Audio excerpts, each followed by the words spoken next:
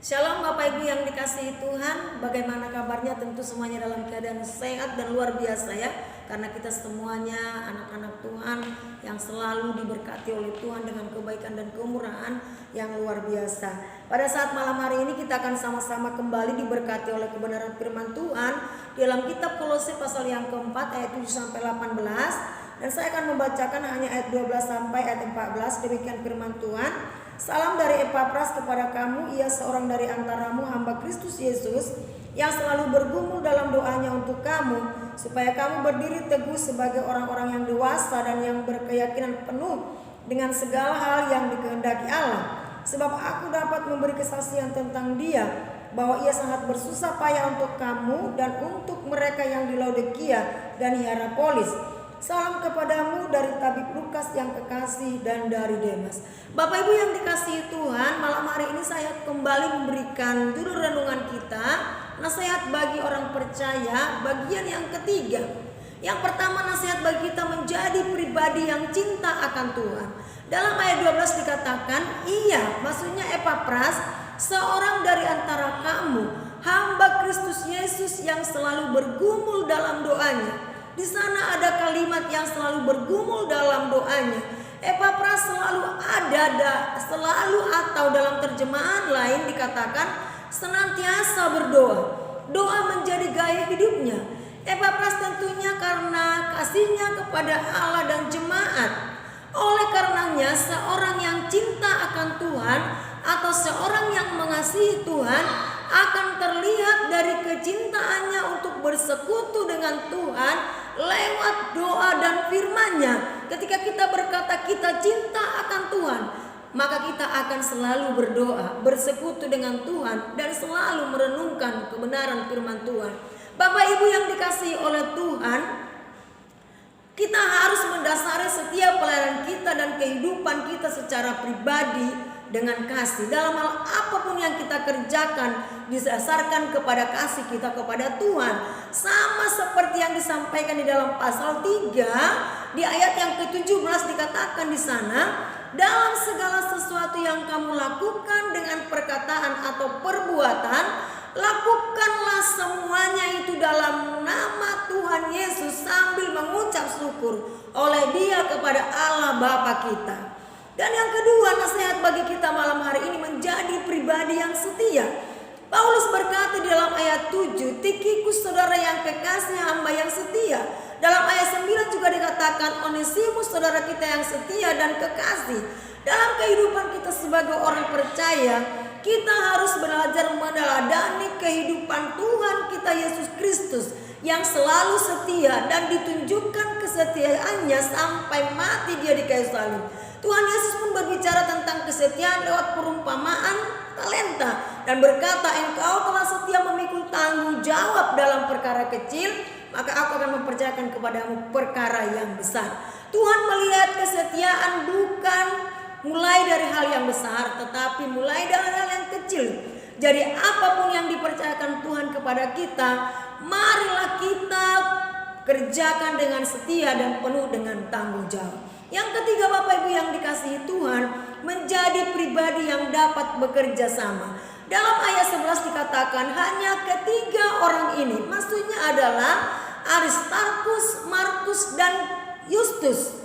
Dari antara mereka yang bersunat yang menjadi temanku sekerja untuk kerajaan Allah.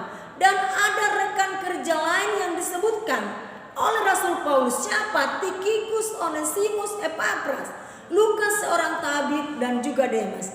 Hal ini menunjukkan bahwa dalam mengerjakan tugas pelayanannya, Rasul Paulus bekerja sama dengan orang-orang yang ada bersama-sama dengan dia.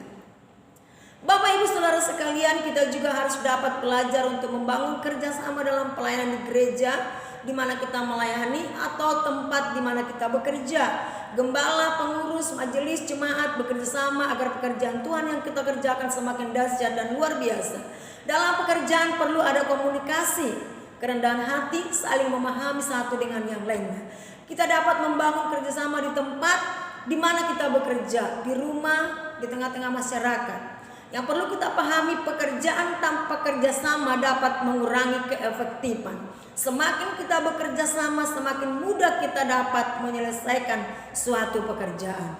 Dalam membangun kerjasama, Rasul Paulus tidak melihat latar belakang rekan kerjanya, entah itu sesama Yahudi atau non-Yahudi, orang Yunani atau berbeda status seperti Onesimus. Kalau kita melihat surat Paulus kepada Filemon, maka kita melihat bahwa sesungguhnya latar belakang Onesimus adalah hamba dari Filemon. Oleh karenanya mari kita bangun kerjasama dengan tidak melihat latar belakang kehidupan seseorang, sebagaimana Allah menjadikan kita rekan sekerja yang tidak melihat siapa kita, Bapak Ibu yang dikasihi Tuhan. Yang keempat, menjadi pribadi yang dapat menjalin kasih persaudaraan. Perikop ini bukan hanya menjelaskan bagaimana Rasul Paulus bekerja sama dengan rekan-rekannya dalam pelayanan, tetapi juga menjelaskan bagaimana Rasul Paulus menjalin kasih persaudaraan dengan semua orang yang berkaitan dalam hal pemberitaan Injil. Walaupun ia tidak bisa bertemu dengan jemaat yang ada di Kolose, tetapi berusaha membangun hubungan yang baik, kasih persaudaraan dengan jemaat yang ada di Kolose. Rasul Paulus menunjukkan perhatiannya dan memberikan salam kepada mereka.